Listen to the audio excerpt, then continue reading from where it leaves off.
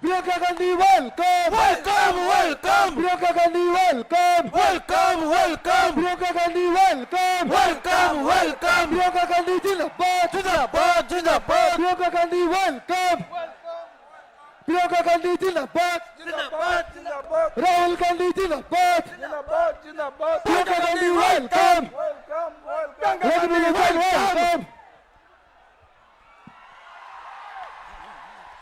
Priyanka Gandhi, Jindabad! Jindabad, Jindabad! Priyanka Gandhi, Jindabad! Jindabad, Jindabad! Priyanka Gandhi, Jindabad! Jindabad, Jindabad! Priyanka Gandhi, welcome! Welcome, welcome! Priyanka Gandhi, welcome! Welcome, welcome! Welcome! Priyanka Gandhi, welcome!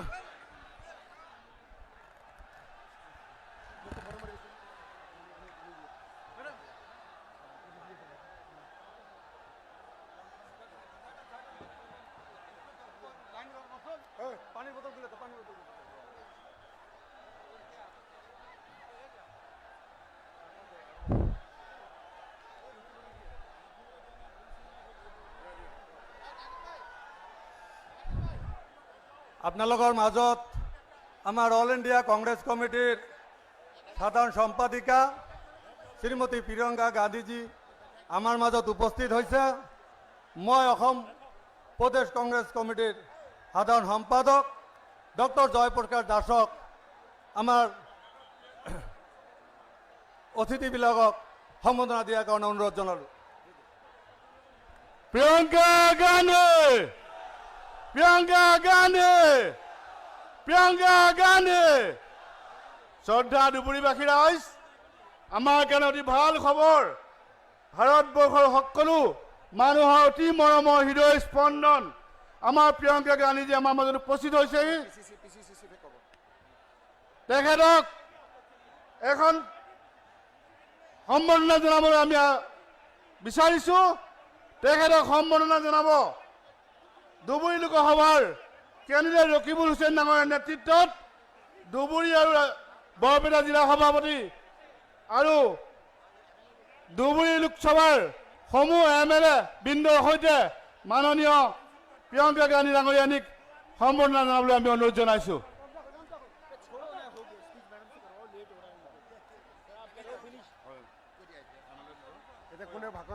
এতিয়া আমাৰ জিলা সভাপতিসকলক সম্বৰ্ধনা জনাবৰ কাৰণে অনুৰোধ কৰিছোঁ আৰু লগে লগে আমাৰ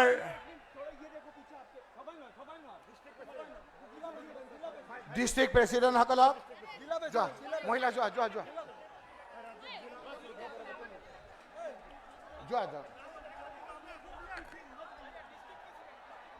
district president, youth Congress, NSUI, সেৱা দল, মহিলা কংগ্ৰেছ, এই লোকসকলে আমাৰ মেডামক সম্বৰ্ধনা আমি মাননীয় জিতেন্দ্ৰ সিং ডাঙৰীয়াক সম্বৰ্ধনা জনাবলৈ অনুৰোধ জনাইছোঁ। ভূপেন কুমাৰ বৰা ডাঙৰীয়াক সম্বৰ্ধনা জনাবলৈ অনুৰোধ জনাইছোঁ। দেৱব্ৰত শইকীয়া ডাঙৰীয়াক সম্বৰ্ধনা জনাবলৈ অনুৰোধ জনাইছোঁ। গৌৰৱ গগৈ ডাঙৰীয়া আৰু পৃথ্বীৰাজ চাটে ডাঙৰীয়াক আৰু জাকিৰ হুছেইন চিকদাৰ ডাঙৰীয়াক সম্বৰ্ধনা জনাবলৈ অনুৰোধ জনাইছোঁ। শ্ৰদ্ধা ৰাইজ, আপোনালোকক ধন্যবাদ, কৃতজ্ঞতা আৰু শুক্ৰিয়া আদায় কৰিছোঁ যে আপোনালোকে ইমান কষ্ট কৰি ৰ'দত আহি ইয়াত উপস্থিত হৈছে। আমি আৰু দীঘলীয়া নকৰোঁ, আমি প্ৰিয়ংকা গান্ধীজীৰ বক্তৃতা শুনিবৰ বাবে ৰৈ আছোঁ। আৰম্ভণি হিচাপে আজিৰ সেই সভা উদ্বোধন কৰিবৰ কাৰণে প্ৰদেশ কংগ্ৰেছৰ মাননীয় সভাপতি শ্ৰী ভূপেন বৰা ডাঙৰীয়াক মই অনুৰোধ কৰিছোঁ।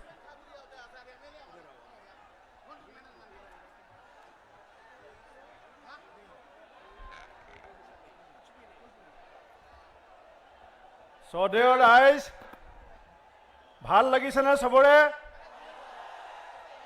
এবাৰ মোৰ লগত চবেই ক'ব, প্ৰিয়ংকা গান্ধী জিন্দাবাদ। দুইখন হাত দাঙি পেলাই ক'ব, প্ৰিয়ংকা গান্ধী জিন্দাবাদ, প্ৰিয়ংকা গান্ধী জিন্দাবাদ। আমাৰ মাজত आज हमारा 20 में देश की पहली प्रधानमंत्री नेहरू जी के नाती का पुत्री और देश का अखंडता के लिए जिसने अपना जिंदगी कुर्बानी किया था, इंदिरा गांधी जी का नाती और भारत रत्न राजीव गांधी जी और हमारा यूपीए चेयरपर्सन सोनिया गांधी जी के पुत्री हमारा नेता प्रियंका गांधी जी, AICC साधारण सम्पादक श्रीजुत जितेंद्र सिंह डांगरिया, आमार विधानसभार दलपति श्रीजुत देवव्रत शइकिया डांगरिया, आमार विधानसभार उपदलपति 5 बार विधायक 3 बार अखोमर मंत्री हिसापे कार्यनिर्वाह करा धुबुरी लोकसभा समष्टित आमार जनप्रिय प्रार्थी रकिबुल हुसैन डांगरिया, माननीय विधायकসকল, AICCर सेक्रेटारी साथे डांगरिया, प्रदेश कांग्रेसर नेतृबर्ग, धुबुरी जिला कांग्रेसर सभापति प्रमुखे, आमार जिलार कर्मकर्ताসকল, परम पूजनीय राइज, সাংবাদিক বন্ধুসকল, আজি আপোনালোকে आमार नेत्री प्रियंका गांधी डांगरियानीर बक्तव्य शुनिबले आही इयात जी विशाल जनसमुद्र आपनालोके देखुवाइছে, मैं कांग्रेस दलर फालर परा आपनालोक सकलोके मैं कोटी कोटी प्रणिपात जनाइছো।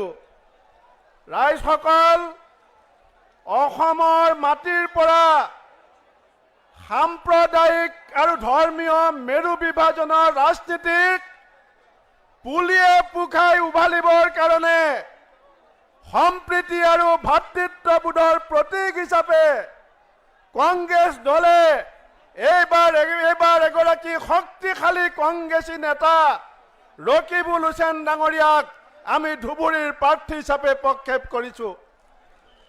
मैं आज आपनालोকক मনত पेलाई দিব বিচাৰিছো, हिमंत विश्व शर्मार कार्यकालत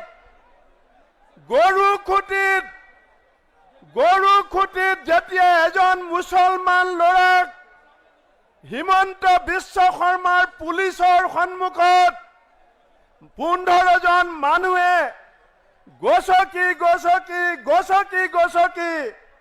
15 जन मानुहे जेतिया एजन मुसलमान लड़ाक गसकी मारिছিলে, हिमंत विश्व शर्माई কৈছিলে যে মই লগাই দিছো মাৰিবৰ কাৰণে, আৰু আজমল ডাঙৰীয়াই কৈছিলে, বদৰুদ্দিন আজমল ডাঙৰীয়াই সেইদিনাখন কৈছিলে যে হিমন্ত বিশ্ব শৰ্মা অসমৰ শ্ৰেষ্ঠ মুখ্যমন্ত্ৰী বুলি। সঁচা নে মিছা?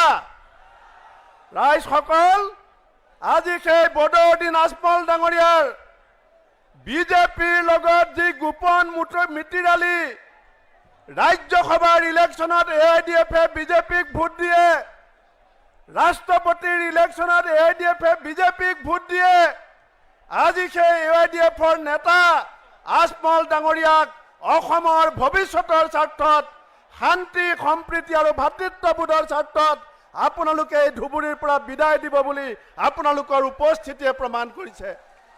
ৰাইজসকল, সময় আহিছে সিদ্ধান্ত লোৱাৰ। आमार राहुल गांधी माल्लिकार्जुन खारगे डांगरियाई কৈছে इंडिया एलायन्सर दिल्लीत जेतिया सरकार हब अंगनाबादी कर्मी आशा कर्मी रांधनी टेटर टीचार स्पेशल टेटर टीचार कम्पिउटार टीचार VDP गाँवबुढ़ा खेतियक श्रमिक सकलोरे उपार्जन दुगुण करा हब। আজি श्रमिक दिवस, আজি 1 মে जी देशर श्रमिके आमार देशर प्रगति और उन्नतिर कारणे निजर कपालर घाम माटित पेलाई आमार देशक निर्माण करिছে।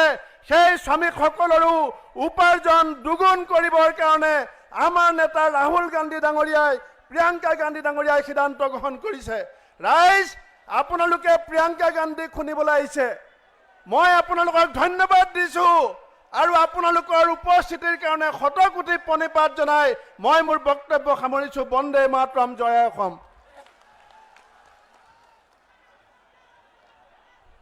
ভূপেন কুমাৰ বৰা ডাঙৰীয়াক ধন্যবাদ জনাইছো। এতিয়া আপোনালোকৰ উদ্দেশ্যে ভাষণ প্ৰদান কৰিব আমাৰ সকলোৰে সন্মানৰ আদৰৰ এবাৰৰ ধুবুৰী লোকসভা সমষ্টিৰ কংগ্ৰেছ দলৰ মনোনীত প্ৰাৰ্থী মাননীয় ৰকিবুল হুছেইন ডাঙৰীয়া। ৰকিবুল হুছেইন ডাঙৰীয়াক বক্তব্য প্ৰদান কৰাৰ বাবে আহ্বান জনাইছো।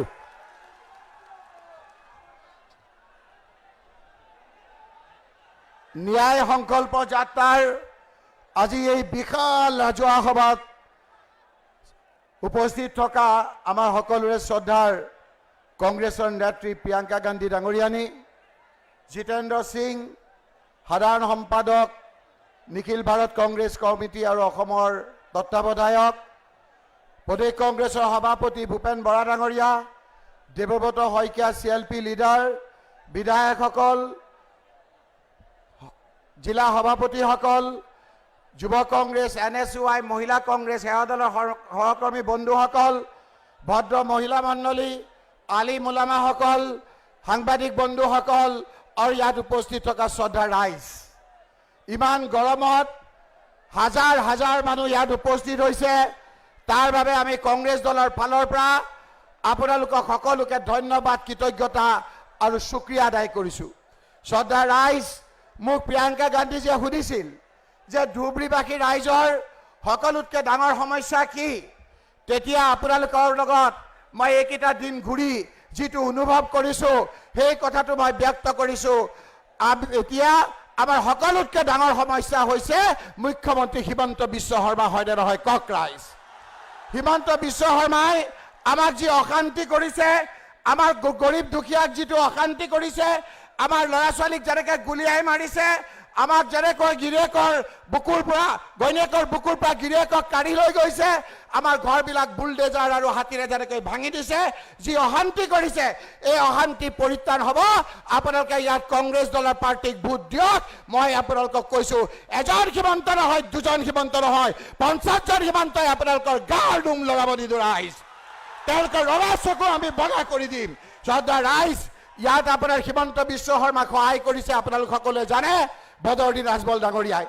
বদৰুদ্দিন ৰাজমল ডাঙৰীয়াই কৈছে এই ভোটদাতাসকলক ইয়াৰ বোলে যুৱকসকল চুৰ ডকাইত আৰু বোলে ৰেপিষ্ট।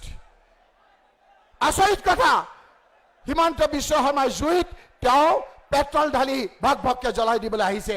সেইকাৰণে আপোনালোকে কৈছে হিমন্ত বিশ্ব শৰ্মাক মুখ্যমন্ত্ৰীৰ পৰা আঁতৰাবলৈ হ'লে আমি AUDF-ক নাইকিয়া কৰিব লাগিব।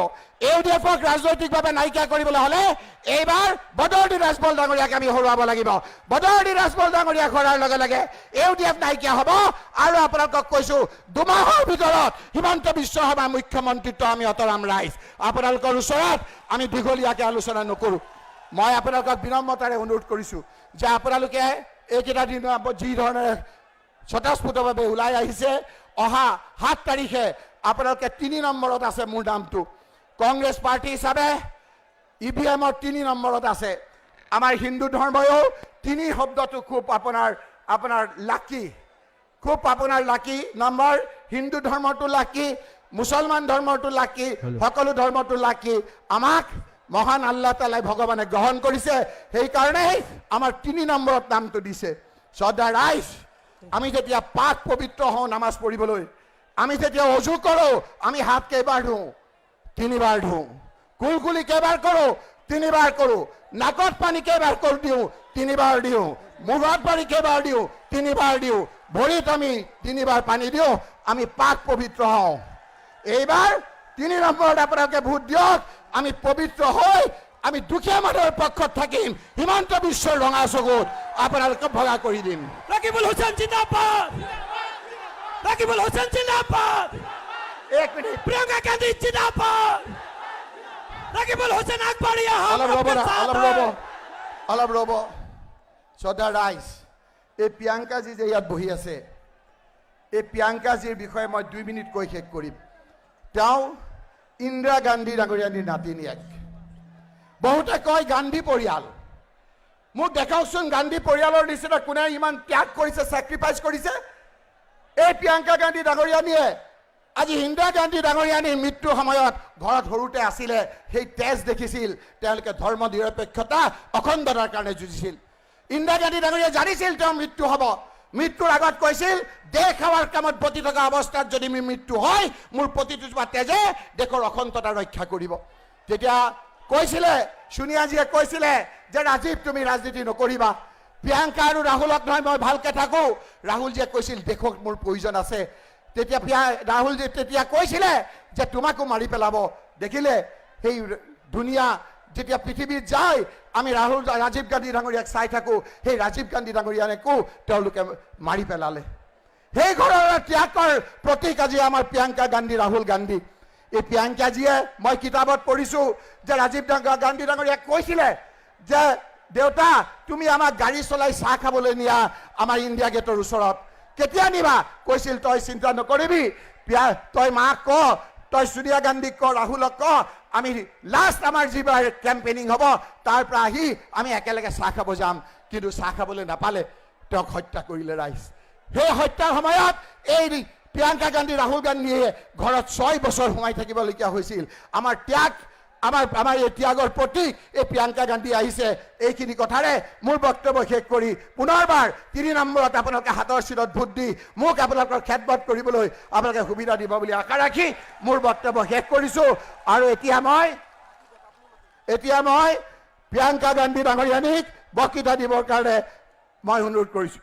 जिसके लिए प्यार है, मोहब्बत है, वो प्रियंका जी आ रहे हैं, जिसका बड़ा इंतजार है। प्रियंका गांधी जिंदाबाद, प्रियंका गांधी जिंदाबाद, रकीबुल हुसैन जिंदाबाद, जय जिंदाबाद, प्रियंका गांधी जिंदाबाद, प्रियंका गांधी अखबारी युवा कांग्रेस आपका साथ है, सोनिया गांधी जिंदाबाद, श्री प्रियंका गांधी जिंदाबाद, प्रियंका गांधी जिंदाबाद, प्रियंका गांधी जिंदाबाद, प्रियंका गांधी जिंदाबाद, भूपेन बड़ा जिंदाबाद, प्रियंका गांधी अखबारी युवा कांग्रेस आपका साथ है, प्रियंका गांधी अखबारी युवा कांग्रेस आपका साथ है, प्रियंका गांधी जिंदाबाद।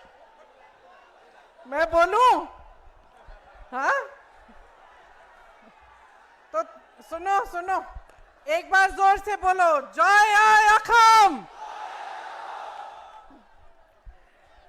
धन्यवाद। कैसे हैं आप? गर्मी है आज, दूर दूर से आए हैं, बहुत इंतजार कर रहे थे क्या? जल्दी जल्दी बोलूं? नहीं। श्री जितेंद्र सिंह जी, श्री भूपेन बोरा जी, श्री देवव्रत साइकिया जी, श्री रकीबुल हसन जी, श्री गौरव गोगोई जी, श्री जाकिर हुसैन जी, श्री अबीदुर जमान जी, श्री पृथ्वीराज साठे जी, मंच पर विराजमान सभी नेतागण, सभी पदाधिकारी, मेरी प्यारी प्यारी बहनों, प्यारे भाई, आप सब इतनी दूर से यहाँ इतनी बड़ी तादाद में मेरी बातों को सुनने आए हैं, इसके लिए सबसे पहले मैं आपके प्रति अपना आभार प्रकट करना चाहती हूँ। आपको सबको हिंदी समझ में आती है या अनुवाद कराऊं? ठीक है, समझ में आती है। देखिए, ये कोच राजवंशी की धरती है, महामाया धाम यहाँ है, पंचपीर दरगाह यहाँ है, गुरुद्वारा श्री तेग बहादुर जी का यहाँ है। ये एक ऐसी धरती है जहां से पूरे देश को संदेश जाता है कि ये देश एक है, हम सब एक महान परिवार है और इस देश के लिए हम सब एकजुट होकर लड़ेंगे। इस देश के लिए हम सब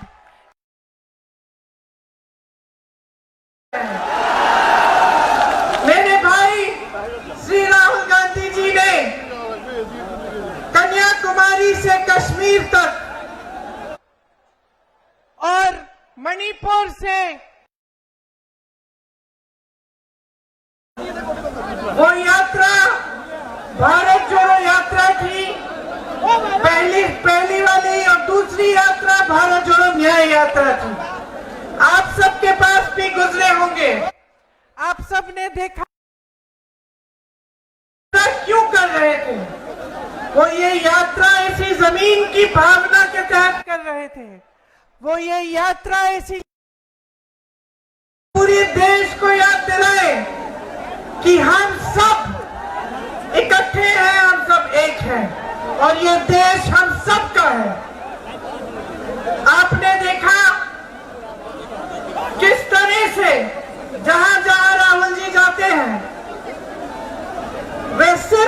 बोलते हैं। किसी को पसंद आए ना आए, किसी को अच्छा लगे ना लगे, लेकिन वो सत्य बोलते हैं और सत्य के पथ पर चलते हैं। ये जो सच्चाई और सत्य की परंपरा है, ये हमारे देश की पुरानी परंपरा है।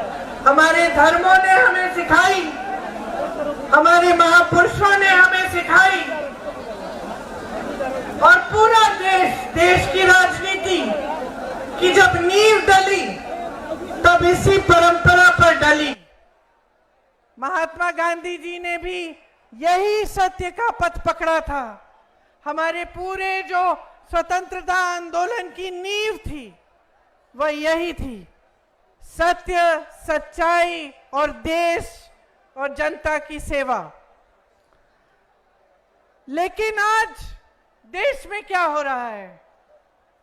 प्यारी बहनों, प्यारे भाई, जो आज देश में हो रहा है उसको समझने के लिए आपका ध्यान मैं कुछ चीजों की प्रति आकर्षित करूंगी।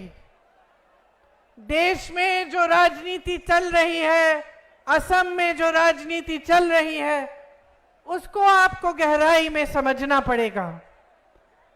हालात ये है कि एक तरफ अपार सत्ता है, अपार धन है। मेरे मीडिया के साथी यहाँ हैं,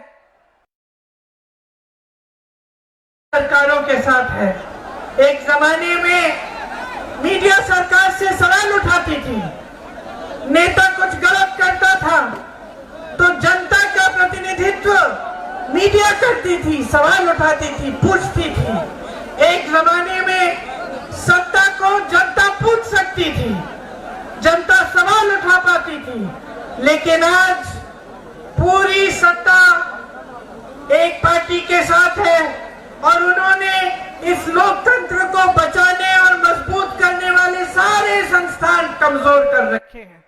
चाहे वो मीडिया हो, चाहे न्यायपालिकाएं हो, चाहे दूसरे संस्थान जैसे इलेक्शन कमीशन हो, तमाम संस्थानों को कमजोर करने का प्रयास इन्होंने हमेशा किया है। इनके धन बल से सरकारें गिराई जाती हैं। सत्य का जो पथ है इन्होंने छोड़ डाला है। तो आज चाहे असम में, चाहे पूरे देश में एक ऐसी राजनीति चल रही है जो जनता के लिए नहीं चल रही है। असम के अपने मुख्यमंत्री को देखिए और उनकी तुलना बाकी मुख्यमंत्रियों से कीजिए जो कांग्रेस के प्रदेशों में कांग्रेस की सरकारें चला रहे हैं। आप रेवंत रेड्डी से पूछेंगे कि रेवंत जी तेलंगाना में आप क्या कर रहे हैं, तो वो आपको सारे काम गिनाएंगे। वो कहेंगे कि जो कांग्रेस पार्टी ने गारंटी दी थी चुनाव से पहले, उनको पूरा करने का काम कर रहा हूं। अगर आप आज कर्नाटका के सीएम से पूछेंगे कि आप क्या कर रहे हैं, तो कर्नाटका के सीएम आपको बताएंगे कि जो कांग्रेस ने गारंटी चुनाव से पहले दी उनको पूरा करने का काम कर रहे हैं। इसी तरह से जहां जहां कांग्रेस की सरकार है, आप वहां के सीएम्स को देखिए और आपको पता चलेगा कि सेवा के लिए समर्पित हैं। लेकिन यहाँ असम में माफियाओं का राज चल रहा है। भू माफिया, सुपारी माफिया, बालू माफिया, कोयले का माफिया, हर तरफ देखें तो वसूली और माफिया चल रही है। यहाँ पे सरकार जितने स्कैम करती है, चाहे वो किसान का संपदा स्कैम हो, या पीपीई किट पे स्कैम हो, या फ्लाईओवर का स्कैम हो, चाहे गाय की तस्करी जो खुलेआम हो रही है और कोई रोक नहीं रहा है, ये सारी चीजें चल रही हैं आपके प्रदेश में, लेकिन विकास का काम नहीं हो रहा है, आपका काम नहीं हो रहा है। यहां के सीएम के खिलाफ बड़े बड़े आरोप थे जब वो कांग्रेस पार्टी में थे, तब उनके खिलाफ एक बड़ा आरोप था। जैसे ही वो बीजेपी में शामिल हुए वो सारे आरोप गायब हो गए। बीजेपी ने एक वॉशिंग मशीन बनाई है जिसके अंदर जिसको डालो पहले वो भ्रष्ट कहते हैं, जो भ्रष्ट होता है दूसरी पार्टियों से लाके अपनी वॉशिंग मशीन में डाल के साफ कर देते हैं। तो ये सबसे पहले इन्होंने आपके ही सीएम के साथ किया और ये मिसाल बन गया पूरे देश के लिए कि एक तरफ ये कहते हैं कि भ्रष्टाचार हो रहा है और दूसरी तरफ जो भ्रष्ट है उसको अपनी पार्टी में ले लेते हैं और सारे आरोप सारे के सब थम जाते हैं, ठंडे बस्ते में डाले जाते हैं। यहां पे जो सरकार है उसका ध्यान आप पे नहीं है, अपने बिजनेस पे है। कहां से बिजनेस होगा, कहां से कमाई आएगी, कहां पे कौन सी माफिया चल रही है उसके साथ साठगांठ करना, यही इस सरकार का काम हो गया है। लेकिन इस बीच आप मुझे बताइए मेरे भाइयों, आपकी कितनी बड़ी बड़ी समस्याएं हैं। आज आप सब यहाँ पे बैठे हैं, मेरे नौजवान साथी यहाँ पे हैं, बताइए कितनों के पास रोजगार है? ऐसे हाथ उठा के बताइए। रोजगार मिला है? नहीं मिला है। किसी को, एक जने को तो मिला होगा, किसी को रोजगार नहीं मिला? बहने, किसी को रोजगार नहीं मिला है क्योंकि सरकार का पूरा ध्यान अपने स्वार्थ पे है। मंत्रियों का, सीएम का, सबका अपने ही स्वार्थ पे है। हम कैसे कमाएंगे, जनता कैसे कमाएगी, जनता के क्या संघर्ष हैं, कोई इन पर ध्यान नहीं दे रहा है। आज बेरोजगारी इतनी ज्यादा बढ़ गई है, 45 सालों में सबसे ज्यादा बेरोजगारी आज हमारे देश में है। आपको मालूम है 70 करोड़ लोग बेरोजगार हैं, 70 करोड़। 30 लाख खाली पद पड़े हैं, 30 लाख खाली पद केंद्र सरकार में पड़े हुए हैं इतने सालों से, उनको भरा नहीं गया है। जिससे बात करो वो बेरोजगार है। आप सबने मेहनत से पढ़ाया लिखाया, बहुत मेहनत की, कोई खेती करता है, कोई मजदूरी करता है, कोई जॉब करता है, किसी के पास छोटी दुकान है। आप सब क्या चाहते हैं अपने बच्चों के लिए? आप उनको बड़ा करके उनके भविष्य को बनाना चाहते हैं, है कि नहीं? पढ़ाते लिखाते किस लिए हैं? पूरी हिम्मत डालते हैं आप कमाई में ताकि बच्चे बड़े होकर अपनी लाइफ बना पाए, अपनी जिंदगी बना पाए और उनका भविष्य अच्छा हो। लेकिन आज चाहे जितना भी काम आप करें, चाहे परिवार में आप काम कर रहे हैं, महिलाएं चाय के बगान में काम कर रही हैं, पुरुष मजदूरी कर रहे हैं, किसी का कहीं पे जॉब लगा हुआ है, फिर भी कमाई पूरी नहीं हो रही है। ये सच है कि नहीं? फिर भी जब आपको दुकान जाना पड़ता है कुछ खरीदने के लिए तो घबराहट होती है। जब कोई बीमार पड़ता है तो पूरे परिवार पे संकट आ जाता है कि कैसे इलाज कराएंगे। सही बात है कि नहीं? सही बात है ना? कुछ टूट जाता है घर में, बारिश आती है, पानी आ रहा है, उसको ठीक करना है, अब कहते हैं कोई बात नहीं, बाद में कर लेंगे, अभी पैसे नहीं है। बच्चों की फीस भरनी पड़ती है, बच्चों के लिए वर्दी खरीदनी पड़ती है, मुश्किलें भरी पड़ी हैं। मिट्टी का तेल, सब्जी, पेट्रोल, डीजल सब महंगा हो गया है। जो खेती करता है वो खेती में कमा नहीं पा रहा है, एमएसपी तो मिलती ही नहीं है आपको। और खेती में जितने भी सामान आप इस्तेमाल कर रहे हो आज, सब पे जीएसटी लगा के उनको महंगा कर दिया है। बाढ़ आती है, बारिश आती है, बाढ़ में आपको कोई मदद नहीं मिलती, आपकी जमीनें चली जाती हैं पानी के नीचे, मुआवजा नहीं मिलता है समय पे, कोई पूछने वाला नहीं है। ना आपकी असम की भाजपा की सरकार पूछ रही है और ना मोदी जी की केंद्र की सरकार। आपके यहाँ भाजपा के कार्यकर्ता आते हैं, कहते हैं फॉर्म भरो, मेरी बहनों को कहते हैं फॉर्म भरो, नहीं तो वोट दो, नहीं तो 1200 रुपए नहीं मिलेंगे, कहते हैं ना। आए हैं ना फॉर्म भरने? आप अगली बार आएंगे ना आपके घर तो आप उनसे पूछिए 1200 रुपए से आज क्या मिलता है? एक सिलेंडर भी नहीं मिलता है। समझे आप? आपको 1200 रुपए देने की बात कर रहे हैं। आज आपको 1200 रुपए में उन्होंने ये स्थिति बना दी है आपकी कि आपको एक सिलेंडर नहीं मिलेगा, कुछ नहीं खरीद पाओगे उस 1200 रुपए में। फिर भी आपके घर आके आपको धमकाते हैं, कहते हैं वोट दो, फॉर्म भरो, नहीं तो 1200 रुपए नहीं मिलेंगे।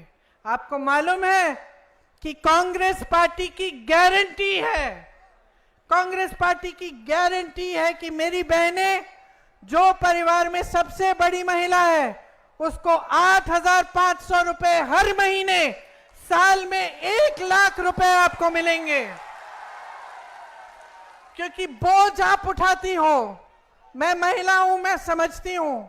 महिला चाहे बड़े घर की हो, चाहे छोटी घर की हो, चाहे गरीब हो, चाहे बहुत रईस हो, महिला हमेशा समाज का बोझ भी उठाती है और समाज की परवरिश भी करती है। नई पीढ़ी को तैयार करने वाली मेरी बहन मेरी महिला है। सबसे ज्यादा मेहनत करने वाली महिला है। काम पे जाती है, खेती में जाती है, नौकरी करती है, मजदूरी करती है, तो घर आकर बच्चों को देखती है, घर आकर खाना पकाती है, घर आकर सबकी देखभाल करती है। जब तक आप सब सो जाते नहीं हो, जब तक पूरा परिवार चैन से नहीं सोता, तब तक मेरी बहनें नहीं सोती हैं। और इस सरकार में उनके लिए कुछ नहीं है, सिर्फ ऊपरी बातें। मोदी जी कहते हैं हमने महिलाओं के लिए आरक्षण कर दिए। कौन से आरक्षण? 10 सालों के लिए वो आरक्षण सच्चाई ही नहीं होंगे, लेकिन उन्होंने हर जगह इवेंट बनाए, बड़े बड़े मंचों पर गए, उनको माला पहनाया गया, कहा गया कि महिलाओं के लिए वो कर रहे हैं। लेकिन असलियत ये है कि आपको 5 किलो राशन और 1200 रुपए पकड़ाकर ये कहते हैं कि बस चुप रहो, इतना मिलेगा तुम्हें, बस और कुछ नहीं मिलेगा। महिलाओं को आत्मनिर्भर करने के लिए, अपने पैरों पे खड़े करने के लिए कुछ नहीं किया। कांग्रेस पार्टी चुनाव में गारंटी दे रही है और चुनाव के बाद देखना, जैसे हमने अपने प्रदेशों में सारे गारंटी लागू किए हैं, हम ये भी लागू करेंगे कि 50% मतलब आधी नौकरियां जितनी भी केंद्र सरकार में है, आधी महिलाओं को मिलेगी। ये लोग महिला सुरक्षा की बात करते हैं।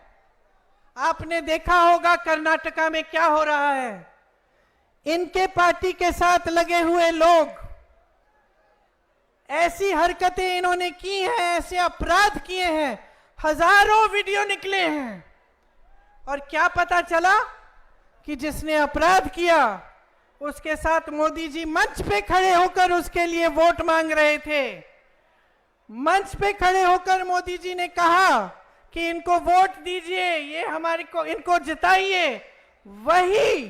वही अपराधी देश से भाग के निकल गया, किसी ने रोका नहीं। बहनों और भाइयों, मोदी जी ने नहीं रोका, उनके अमित शाह जी ने नहीं रोका, उनको निकलने दिया। जहां जहां महिलाओं पे अपराध हुआ है, चाहे हाथरस में यूपी में हुआ, मैं गई थी उस महिला के घर, उसकी मां रो रही थी, उसकी बच्ची 19 साल की थी, उस समय मेरी बच्ची भी 19 साल की थी।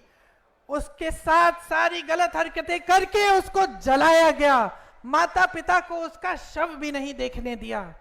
उसके बाद उन नाव में ऐसा हादसा हुआ एक महिला के साथ, उसको भी जला दिया गया। ये लोग कुछ नहीं बोले, मोदी जी कुछ नहीं बोले, बल्कि इन्होंने अपराधियों को बचाने का काम करवाया। जहां जहां अपराधी थे सबको बचाया, उनकी रक्षा की गई सरकार से। लेकिन महिला की सुरक्षा के बारे में ये लोग बात करते हैं। ये लोग आकर आपको कहते हैं कि हम महिलाओं की सुरक्षा करेंगे। किस मुंह से करेंगे बहनें, किस मुंह से? हाथरस में नहीं की, उन्नाव में नहीं की, मणिपुर में एक जवान की बीवी को निर्वस्त्र करके सबके सामने चलाया गया। सबने वो वीडियो देखा कि नहीं? सबने देखा। मोदी जी ने देखा होगा ना, अमित शाह जी ने देखा होगा ना। तो चुप कैसे हो गए? बचाने नहीं आए, कोई कार्रवाई नहीं हुई, आंख मूंद दी, मुंह इस तरफ फेर लिया। पूरा देश देख रहा था, महिला को बचाने नहीं आए। जहां जहां अपराध हो रहा है वो अपराध होने दे रहे हैं। ओलंपिक की हमारी मेडलिस्ट थी, जब मेडल जीत के आई मोदी जी के घर गई, मोदी जी ने बुलाया उनको चाय पिलाई, उनके साथ फोटो खिंचाई। सारी मीडिया में ने लिखा, देखो मोदी जी के काल में इंडिया मेडल लेके आ रही है ओलंपिक से। जब वही महिला सड़क पे उतरी, जब उसी महिला ने कहा कि मेरे साथ गलत हुआ है, मेरे साथ गलत हुआ है, मोदी जी मेरी मदद कर दीजिए, जो आपकी पार्टी में नेता है उसने किया है, तो मोदी जी ने एक लफ्ज नहीं कहा। वो बच्ची बैठी रही सड़क पे, मैं उस बच्ची से भी मिली, मैंने उससे बात की, उसने कहा मुझे कुछ नहीं चाहिए, मुझे न्याय चाहिए दीदी। लेकिन मोदी जी ने न्याय नहीं दिया, अपने घर से नहीं निकले। वही हालत जो महिलाओं की है, वही हालत किसानों की।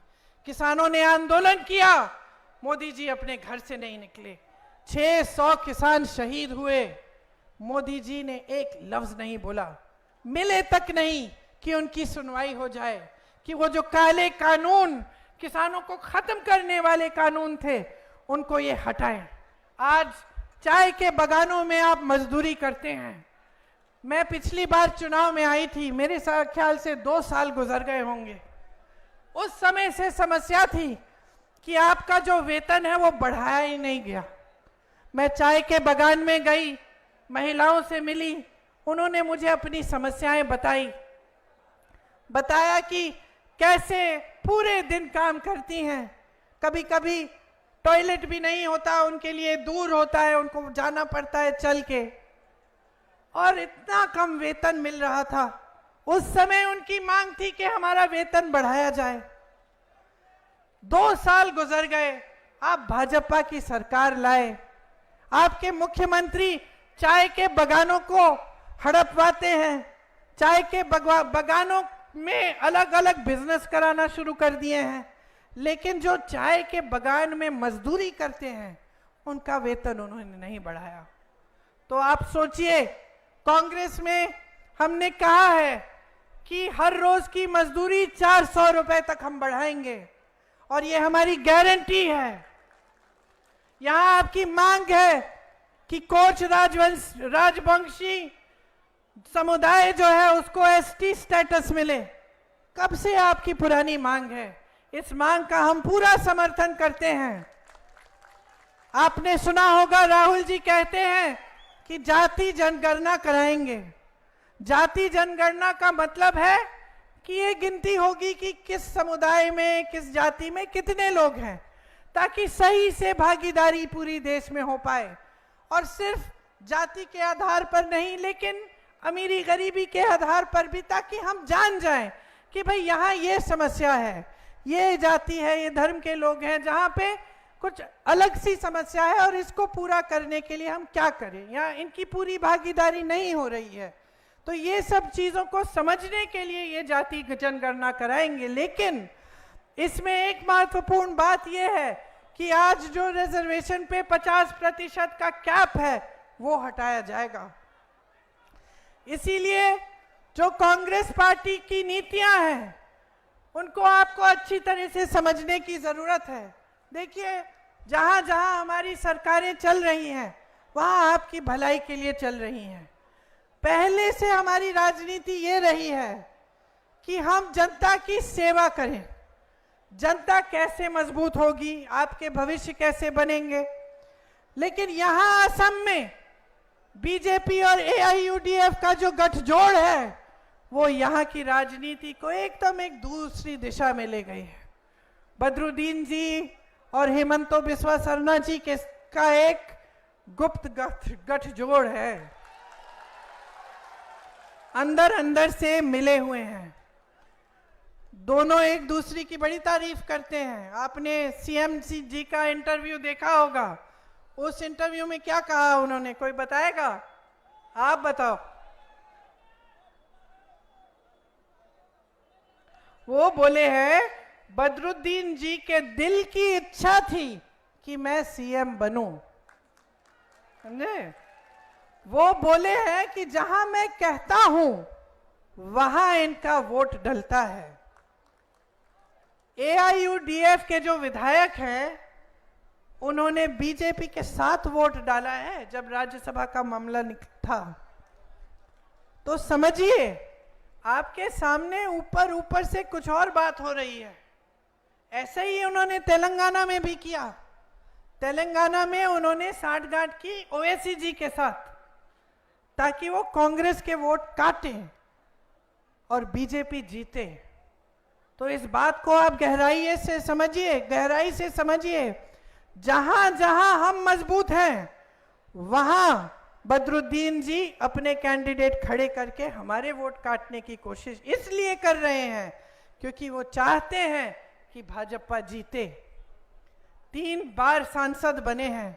मुझे बताइए, कोई नया स्कूल खोला, कोई अस्पताल खोला, कोई बड़ी यूनिवर्सिटी लाए आपके यहाँ, कोई अच्छा बड़ा कारोबार, कोई इंडस्ट्री लाए जिससे आपको नौकरी मिल सकती थी? बाढ़ आई, आपके पास आए, आपकी मदद की। वो तो खुद कहते हैं कि वो व्यापारी हैं, खुद कहते हैं मैं व्यापारी हूं, मैं बिजनेसमैन हूं, है कि नहीं? तो वो तो व्यापार ही कर रहे हैं, राजनीति नहीं कर रहे हैं, वो सेवा नहीं कर रहे हैं, वो व्यापार कर रहे हैं आपके साथ। और जहां जहां उनका फायदा है वहां वहां जा रहे हैं। ये आपका फायदा नहीं दे रहे हैं। उनके इतर का बड़ा बिजनेस है कि नहीं? आपको याद है तरुण गोगोई जी के समय अगर की जो पेड़ है उनकी कटाई पे पाबंदी डाली थी, उसकी कटाई बंद की थी। अब फिर से शुरू करा दी है सीएम जी ने। और फायदा किसको हो रहा है? बदरुद्दीन जी की जो इतर की फैक्ट्रियां हैं उसको फायदा हो रहा है, क्योंकि वही लकड़ी इतर में डलती है। तो देखिए, जो समझने की बात यह है ना कि चाहे एआईयूडीएफ हो, बदरुद्दीन जी हो, भाजपा के हेमंतो बिस्वा शर्मा जी हो, ये सरकार जो चलाते हैं ये बड़े बड़े खरबपतियों के लिए चलाते हैं। और इसी तरह की सरकार मोदी जी चलाते हैं।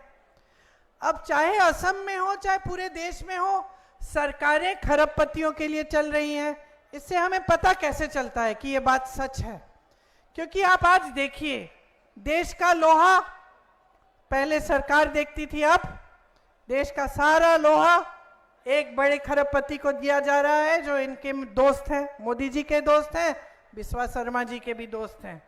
कोयला इनको दिया जा रहा है, बिजली खरबपतियों को, सड़कें खरबपतियों को, हवाई अड्डे सारे बड़े बड़े खरबपतियों को, बंदरगाह सारे बड़े बड़े खरबपतियों को, सारे हाईवे।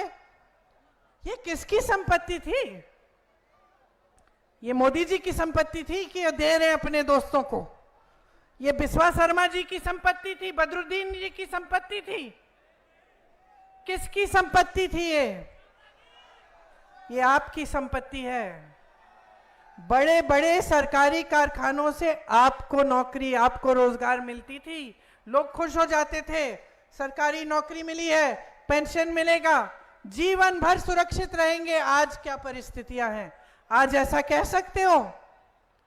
उसी तरह से कांग्रेस ने प्राइवेट बिजनेस को खूब बढ़ावा दिया, बड़े बड़े कारखाने खड़े करवाए, लेकिन जिससे आपको रोजगार मिलता था। आपकी संपत्ति आपसे लेकर उनको देने की बात नहीं हुई। 16 लाख करोड़ रुपए, 16 लाख करोड़ रुपए माफ किए हैं सिर्फ कुछ गिने चुने बड़े बड़े उद्योगपतियों के मोदी जी ने। सोचिए, 16 लाख करोड़ रुपए से क्या क्या नहीं हो सकता था। यहां कितने कारखाने बन जाते, आपके स्कूल बन जाते, आपको रोजगार मिल जाते, आपकी सड़कें, आपके घर में पानी, जो बाढ़ आती रहती है उसको रोकने का कोई इंतजाम बन जाता। 16 लाख करोड़ रुपए इन्होंने बड़े बड़े खरबपतियों को माफ किए। देश के किसान को इनसे पूछो कितने रुपए माफ किए इन्होंने, पूछो मोदी जी से, पूछो हेमंतो बिस्वा शर्मा जी से। 1 रुपया नहीं माफ किया।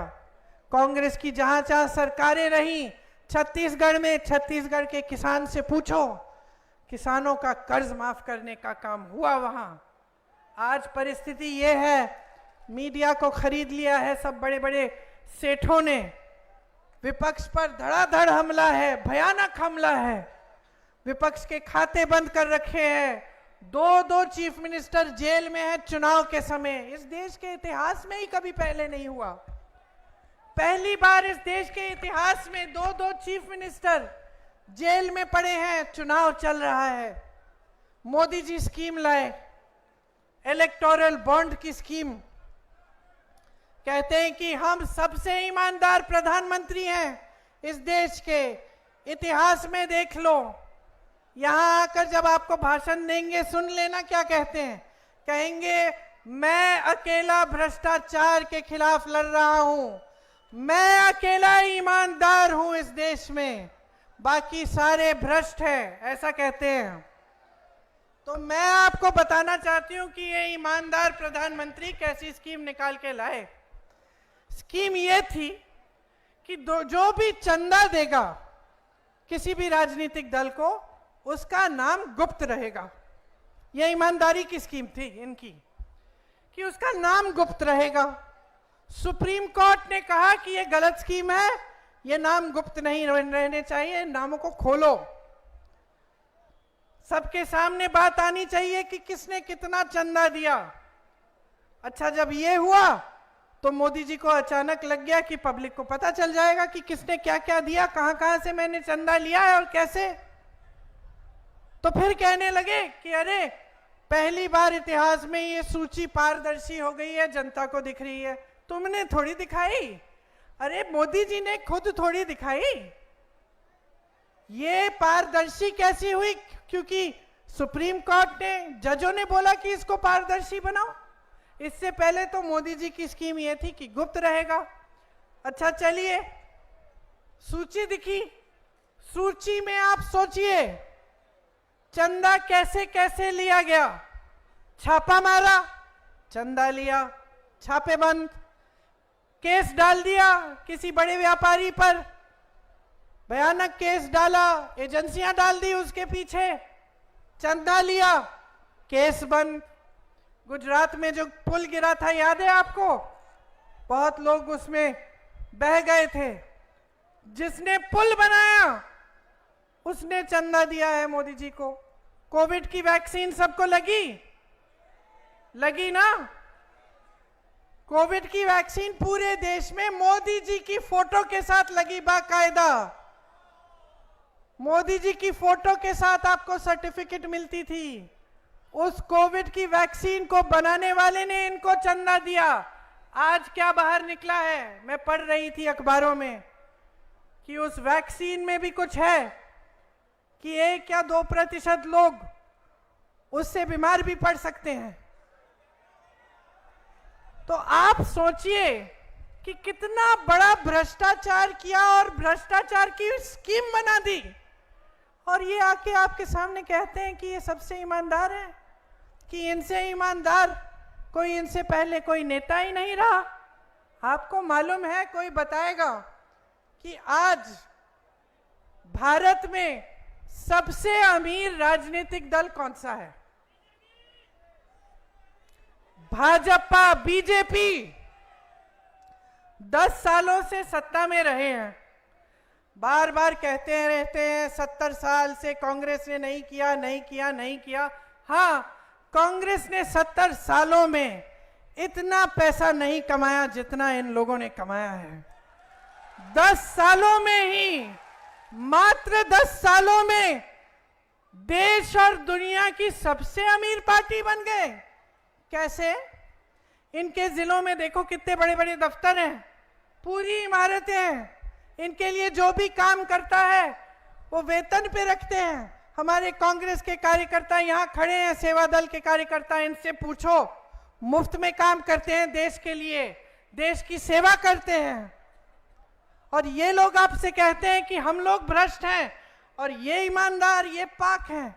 जिस भ्रष्ट इंसान को लेना चाहते हैं ले लेते हैं, अचानक वही इंसान साफ और पाक बन जाता है। अहंकार इनका इतना बढ़ गया है, बहनों और भाइयों, इनको सच्चाई बताने वाला कोई बचा ही नहीं है। हमने देखा है अपने जीवन में बहुत प्रधानमंत्रियों को, सत्ता को देखा है, घर में देखा है। आप तो जानते ही हैं सत्ता में क्या होता है, कौन लोग आसपास आ जाते हैं, चमचे आते हैं कि नहीं, है ना?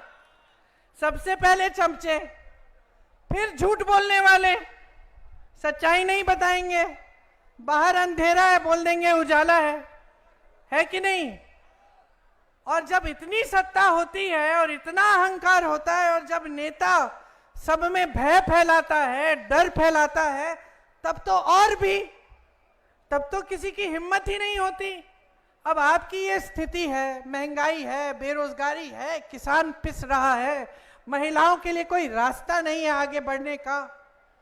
कोई बता भी रहा है मोदी जी को? मुझे नहीं लगता। जैसे टीवी वाले हम सबको रोज रोज सुनाते हैं ना कि बहुत अच्छा हो रहा है, अर्थव्यवस्था आगे बढ़ रही है, सब अमीर हो रहे हैं देश में, उसी तरह से मोदी जी को सुनाया जा रहा है रोज सुबह शाम। उनको सच्चाई मालूम ही नहीं है, अब दूर हो गए हैं जनता से। जैसे अहंकारी नेता होते हैं, पुराने जमाने में अहंकारी राजा होते थे, उनको कोई समझ नहीं है कि जनता का क्या संघर्ष है, बहनें क्या संघर्ष कर रही हैं, किस तरह से परिवार को आगे चला रहे हैं, आज कोई समझ नहीं है।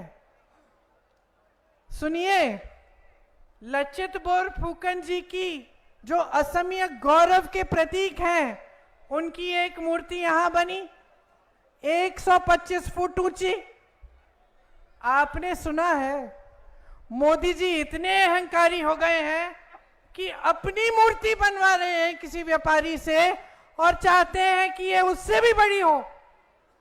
सोचिए, इतना अहंकार बढ़ गया है, इतना अहंकार बढ़ गया है कि आज इनके नेता संविधान को बदलने की बात कर रहे हैं। संविधान को बदलने का मतलब क्या है? गांव-गांव में यहां इनके जो उम्मीदवार हैं, जो मंत्री हैं, इन्होंने बयान दिए हैं और बयान में कहा है इस बार भाजपा को जिताओगे तो संविधान बदल डालेंगे। अब आप सोचो, ये जो आप यहां खड़े हैं इस चुनावी सभा में, दूर दूर से आए हैं मेरी बातों को सुनने के लिए। क्यों आए हैं? आपको अपने भविष्य की चिंता है ना? आप जान रहे हो कि आपका वोट डलने जा रहा है। ये वोट आपके जीवन में तरक्की भी ला सकता है, गलत जगह चले जाए तो आपके जीवन को पीछे भी ला सकता है। आप 10 सालों से देख रहे हैं कोई तरक्की नहीं आई है। ये वोट आपका सबसे बड़ा औजार है।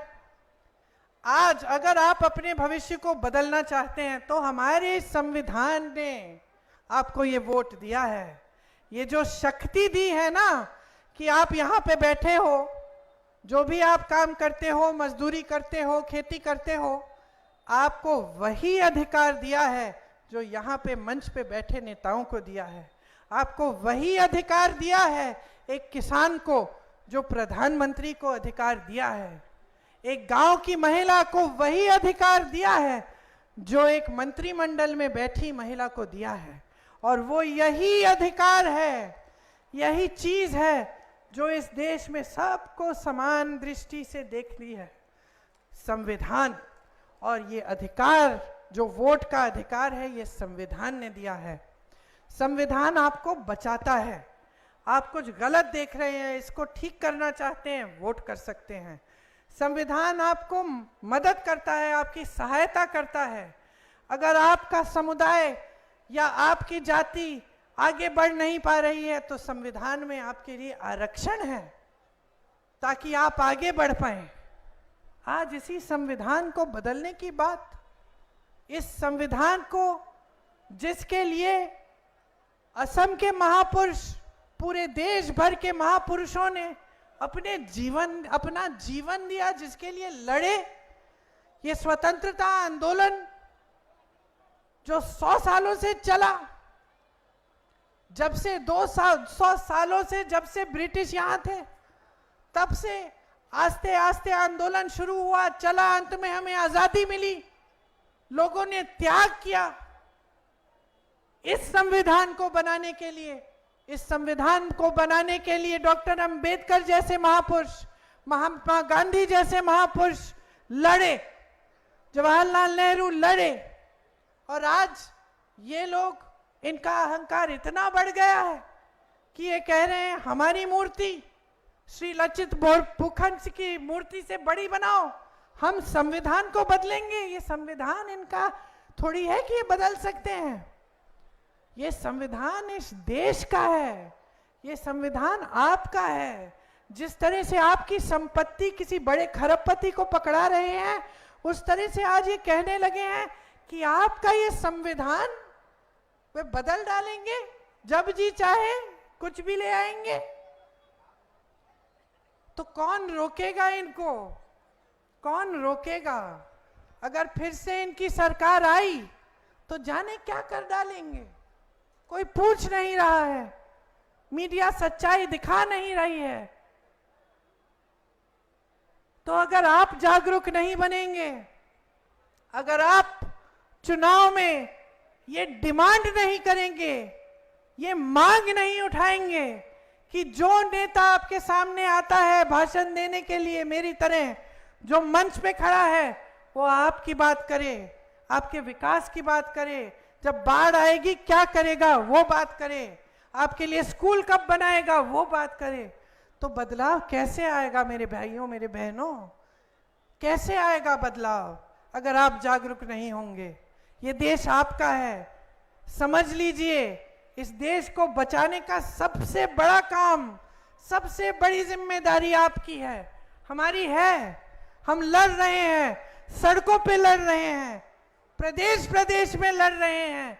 राहुल जी चल रहे हैं कन्याकुमारी से कश्मीर, आपकी लड़ाई लड़ रहे हैं।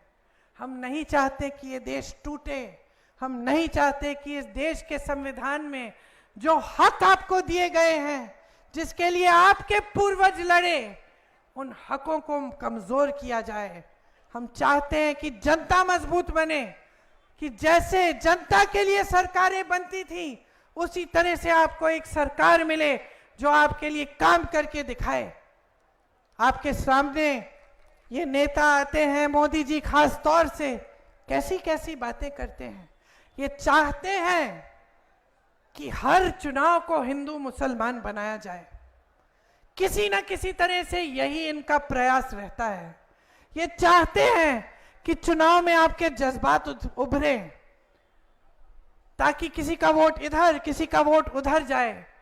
ये चाहते हैं कि जो आपको विरासत में मिला, जो आपकी संपत्ति है, वो जब ये बड़े बड़े खरबपतियों को दे दें तो आपको पता भी नहीं चले। ये आके बातें करते हैं कि आपके मंगलसूत्र को एक्सरे से कांग्रेस पार्टी ढूंढ के निकाल के किसी और को देने वाली है। बताइए, 70 सालों के लिए कांग्रेस की सरकार रही, 70 सालों के लिए हम स्वतंत्र रहे हैं, और उन 70 सालों में 55 सालों के लिए कांग्रेस की सरकार रही। किसी ने आपके मंगलसूत्र, आपका सोना आपसे छीना? किसी ने आपसे कुछ लिया, लूटा? कोई आपके घर में एक्सरे मशीन लेकर आपके गहनों को ढूंढने की कोशिश कर रहा था उन 55 सालों में? उन 55 सालों में आपको क्या नहीं मिला, ये आप जानते हैं। आप जानते हैं कि उन 55 सालों में कितनी बड़ी, कितनी एकड़ जमीन इंदिरा गांधी ने गरीबों को लौटाई। जानते हैं कि नहीं जानते हैं? जमीनों के पट्टे कितने लोगों को मिले कांग्रेस की सरकार में? मोदी जी जब यहां आएंगे ना, उनसे पूछिए उन्होंने अडानी जी को कितने एकड़ जमीन, इस देश की जमीन मुफ्त में दिया है। देखते हैं जवाब दे सकते हैं कि नहीं। 70 सालों में बैंकों का राष्ट्रीयकरण किया गया। इनसे पूछिए नोटबंदी करके इन्होंने क्या हालात बनाई देश की। आपको बताया कि आप देश के लिए लाइन में खड़े हो रहे हो, बैंक में पैसा लौटाओ, काला धन सफेद हो जाएगा। आज सब सामने आ गया ना। नोटबंदी में कौन सा काला धन आया, अब इलेक्टोरल बॉन्ड्स में दिख रहा है। एक जज ने कहा, कहीं पे मैंने पढ़ा लिखा हुआ था अखबार में, कि यही एक स्कीम थी काले धन को सफेद करने की। समझ रहे हैं आप? कांग्रेस ने बैंकों का राष्ट्रीयकरण किया और इन्होंने नोटबंदी की। उन्हीं बैंकों से 16 लाख करोड़ बड़े उद्योगपतियों को दे दिया, आपको कुछ नहीं दिया। अनाज उत्पादन में कांग्रेस ने मेहनत करके देश के किसानों को आगे बढ़ाकर देश को आत्मनिर्भर किया। इनसे पूछिए आज देश का किसान टूट क्यों गया है। इनसे पूछिए कि इन्होंने कितने कोल्ड स्टोरेज अडानी जी को दे रखे हैं। हरित क्रांति, श्वेत क्रांति कांग्रेस की सरकारें लाई। इनसे पूछिए कौन सी क्रांति लाए हैं? नफरत की क्रांति लाए हैं? कौन सी क्रांति लाए हैं देश में? मनरेगा कांग्रेस ने बनाया, शिक्षा का अधिकार, जिसका मतलब था कि हर बच्चे को शिक्षा मिलना उस बच्चे का अधिकार है। भोजन का अधिकार, ये जो 5 किलो राशन आपको पकड़ा रहे हैं, ये अधिकार किसने बनाया? कांग्रेस पार्टी ने कहा कि हर देशवासी को अधिकार है, उसको खाना मिलना चाहिए, राशन मिलना चाहिए।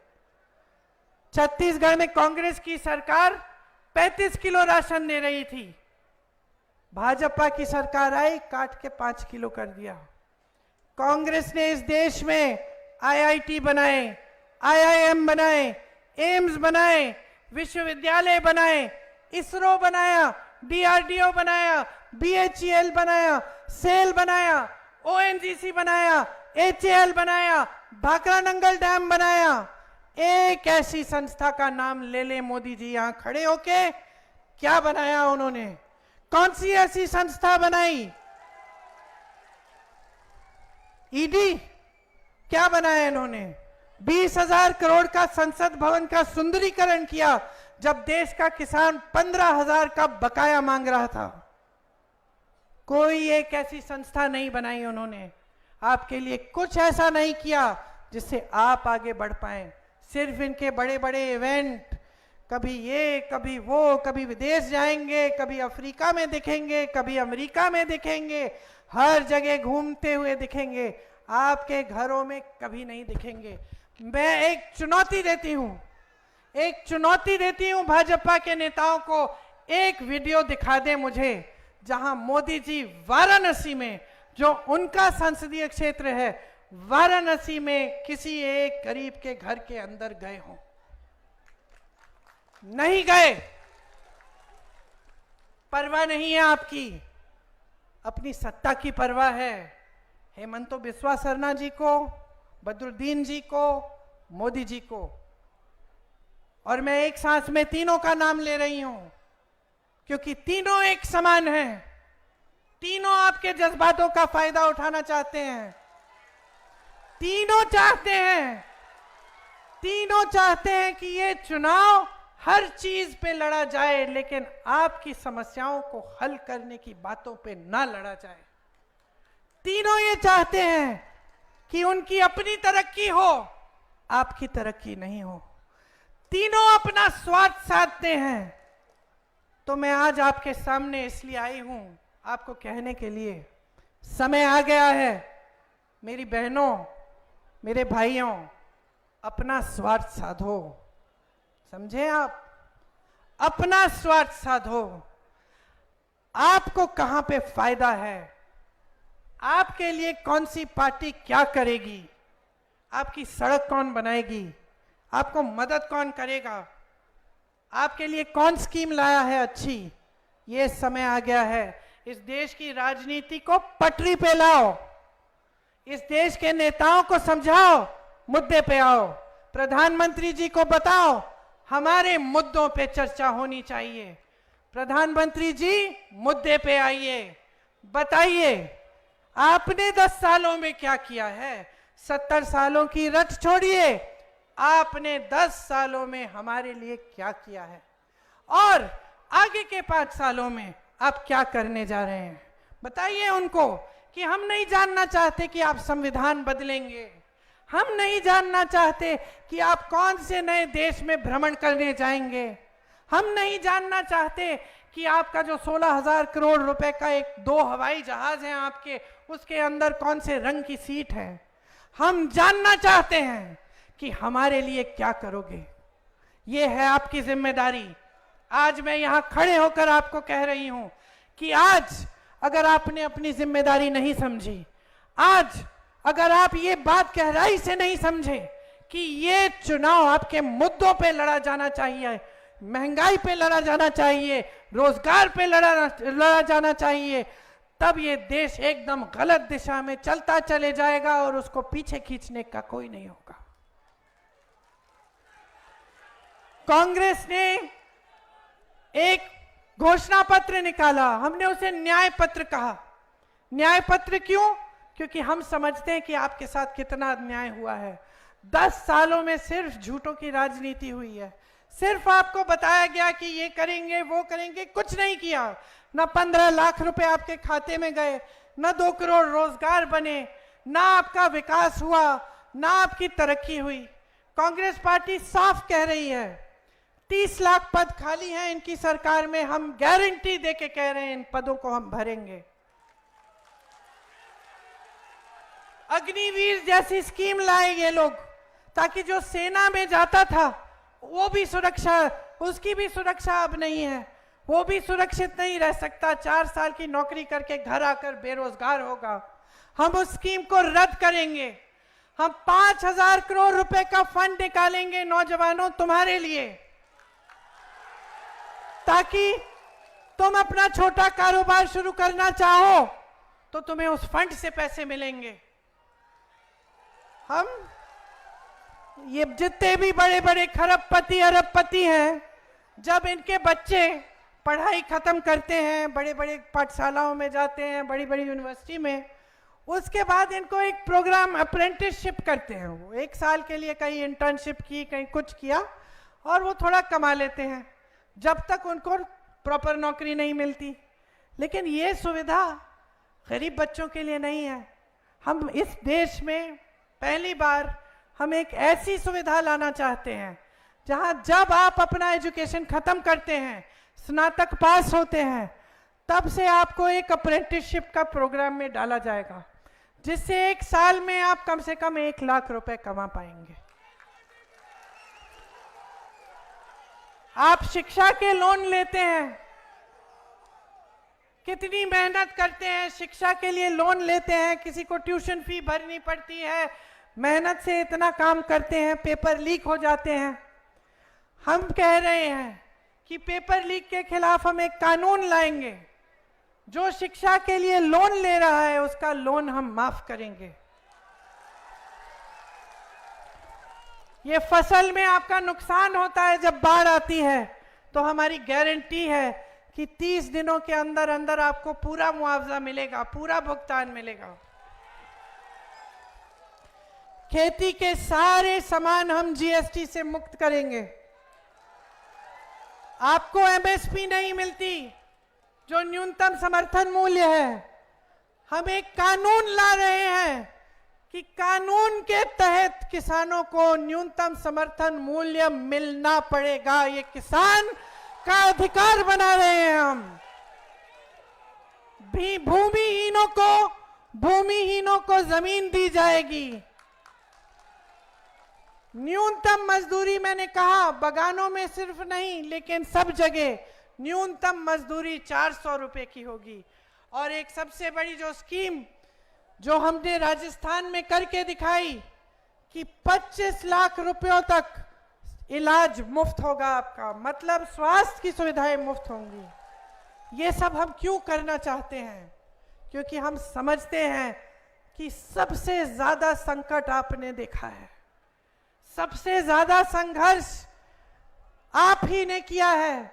इस देश के आम आदमी ने, इस देश के गरीब ने, इस देश के मजदूर ने, इस देश की महिला, इस देश के किसान ने। ये जो 10 सालों का भाजपा का राज रहा है, इसमें तरक्की करने वाले सिर्फ बड़े लोग रहे हैं, सिर्फ भाजपा के नेता, सिर्फ बड़े बड़े खरबपति। बाकी देश की तरक्की रुक गई और बाकी देश की तरक्की को कराने के लिए हम सब आपके लिए यहां समर्पित हैं। रॉकी बुल जी आइए इधर।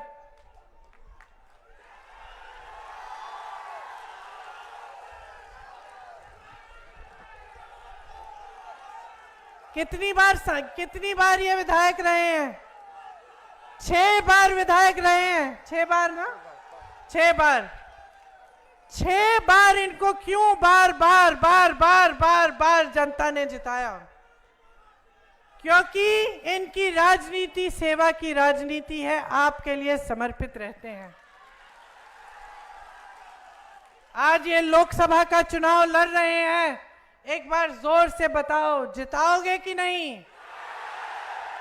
एक बार और यहां से डुबरी से पूरे देश में संदेश भेजो, पूरे देश में, कि भाजपा और जो भाजपा के साथ छुपी साठगांठ रखने वाली पार्टियां हैं, उनको जनता सबक सिखाएगी और जनता एक ऐसी राजनीति इस देश में वापस लाएगी जो सेवा की राजनीति है, जो सच्चाई की राजनीति है और जो जनता की समस्याओं को हल करने वाली राजनीति है।